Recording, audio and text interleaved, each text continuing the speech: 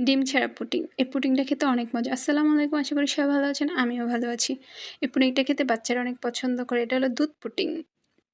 বেশি কিছু লাগে না। দুধ লাগে আর হলো আগার আগার পাউডার। আমি 1/2 লিটার দুধ আর গুঁড়া দুধ মিক্সড করে এটাকে ঘন করে নিব।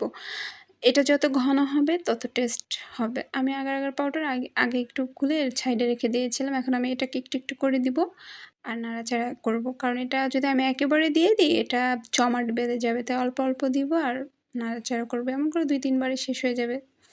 আর এই পুডিংটা খেতে বাচ্চারা অনেক পছন্দ করে। ট্রাই করা যায়। কারণ বাচ্চাদের বাহিরের এই জেলি-টেলি না খাওয়ায় এগুলা খাওয়ানোও আমার মতে ভালো। খুব শরীরের জন্য খুব ভালো।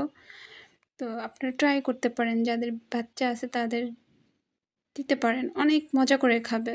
আর এটা খেতেও অনেক মজা। আমি বেশিক্ষণ রাখবো না। বেশি রাখলে এটা শক্ত হয়ে যাবে। তাই আমি হালকা কিছুক্ষণ রেখে আমি উঠে আলাদা পাত্রে রাখবো। রেখে ০.৫ ঘন্টা বাহিরে রেখে পরে ঠান্ডা হলে ফ্রিজে রাখবো। পরে নামায়া পরিবেশন করব। আমি জাস্ট গুঁড়া দুধ দিয়ে আমি ডেকোরেশন করেছি।